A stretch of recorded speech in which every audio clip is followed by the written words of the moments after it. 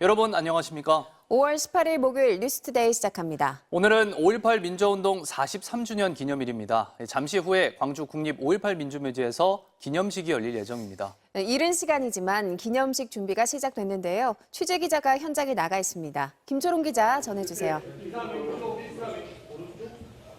네, 잠시 뒤면 이곳에서 5.18 43주년 기념식 행사가 열립니다.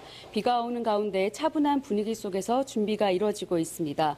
아직 이른 시간이다 보니 5.18 유족들이나 참배객들은 보이지 않고 있고요. 경찰 등 관계자들이 분주하게 움직이고 있습니다. 이번 기념식의 주제는 5월 정신 국민과 함께입니다. 이번 기념식은 5.18 민주화 운동으로 사랑하는 가족을 잃거나 고통으로 힘겨워하는 가족을 지켜낸 5월의 어머니들을 조명합니다. 그동안 합창단이 불렀던 애국가는 80년 당시 버스 총격 사건이 발생했던 주남마을 소재의 지안초등학교 학생들이 제창합니다. 이번 기념식 행사는 광주의 아픔을 따뜻하게 위로하고 화합의 내일로 나아가자는 의미를 담아 준비했다고 국가보훈처는 설명했습니다. 지난해와 달리 정부의 코로나19 방역 조치가 완화됨에 따라 유족과 정부 인사 등 3천여 명이 참석할 것으로 예상됩니다. 앞서 어제 5.18 기념식 전야제가 금남로에서 열렸는데요. 광주 시민과 세월호 유가족, 고려인 동포 등 3천여 명이 참석한 가운데 민주평화 대행진이 진행됐고 43년 전 계엄군에 맞서 싸운 광주 시민들이 만들어 나눠 먹던 주먹밥을 5월 어머니 회원들이 손수 만들어 시민들에게 나눠주기도 했습니다. 또 당시 부상자들에게 피를 나눴던 헌혈 행사도 함께 재현됐습니다. 문재인 전 대통령은 전임 대통령으로는 처음으로 기념일에 맞춰 5.18 민주묘지에서 참배했습니다. 지금까지 국립 5.18 민주묘지 앞에서 MBC 뉴스 김초롱입니다. 정치권에선 5.18 정신을 헌법 전문에 수록하자는 목소리가 다시 나왔습니다. 윤석열 대통령이 대선 후보 시절 강조한 사안이기도 한데요. 민주당은 내년 총선에 맞춰 개헌하자고 제안했습니다. 국민의힘은 답을 유보했습니다. 박윤수 기자입니다. 5.18 기념일 하루 전 광주를 찾은 더불어민주당 지도부. 광주에 가기 전 민주당은 5.18 정신을 헌법에 수록하기 위한 원포인트 개헌을 내년 총선에 맞춰 함께 실시하자고 제안했습니다. 윤석열 대통령의 공약이기도 하고 우리 민주당의 공약이기도 했던 5.18 정신의 광주 5.18 운동의 헌법 전문 수록, 이걸 이제 지킬 때가 됐습니다.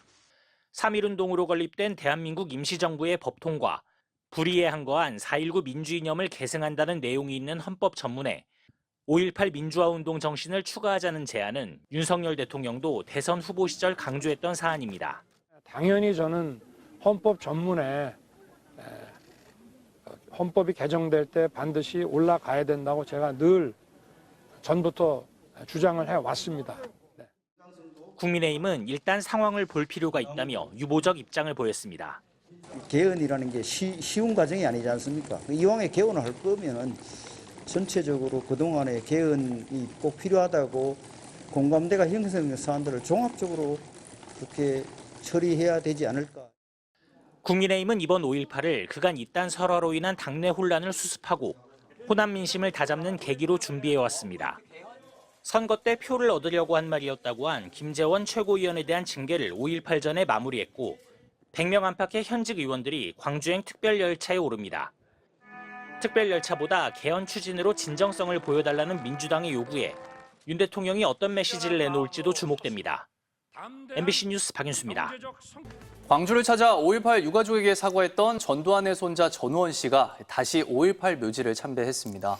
전두환 일가로서는 5.18 공식 추모 행사에 처음으로 참석한 겁니다. 유족들도 우원 씨를 따뜻하게 반겼습니다. 김영찬 기자입니다. 5.18 민주화운동 43주년을 하루 앞둔 광주 국립 5.18 민주묘지. 검은색 정장을 입고 흰색 마스크를 착용한 전우원 씨가 모습을 드러냅니다.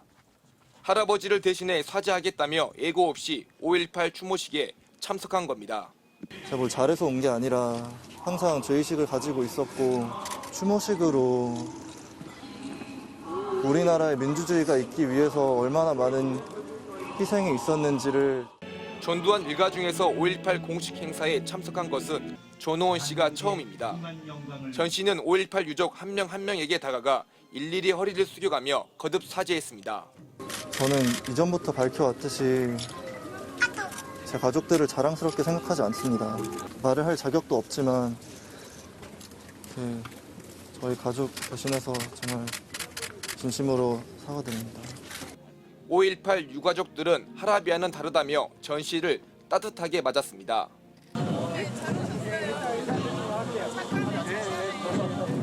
전우원 씨가 광주를 방문하여 5월 유족들을 앞에서 눈물로 사리의 뜻을 전한 바 있습니다. 광주는 그의 어깨를 쓰다듬어 주었습니다. 추모식이 끝난 뒤 전 씨는 추모 행렬의 뒤쪽에 서서 5.18 묘지 참배단에 분향하고 헌화했습니다. 전 씨의 이번 광주 방문은 5.18 기념재단의 초청으로 이뤄졌는데 기념식에 참석할지는 알려지지 않았습니다. MBC 뉴스 김영창입니다. 5.18에 책임이 있는 전두환 씨는 진실 규명을 외면한 채 사과도 없이 세상을 떠났는데요.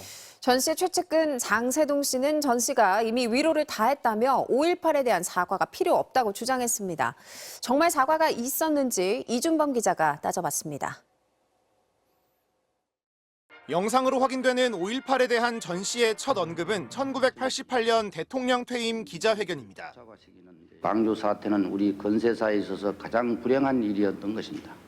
그러나 아직까지 여기에 대한 만족스러운 해결을 하지 못해서 대단히 유감스럽게 생각을 하고 있습니다. 전 씨는 불행한 일이었다, 해결 못해 유감이다라며 마치 5.18과는 아무런 관계없는 제3자처럼 얘기했습니다. 그해 11월 백담사로 쫓겨가며 발표한 대국민 성명에서는 처음으로 피해자와 유가족에 대한 언급이 등장합니다. 전 씨의 측근들이 주장하는 위로는 이때의 발언을 가리키는 것으로 보입니다.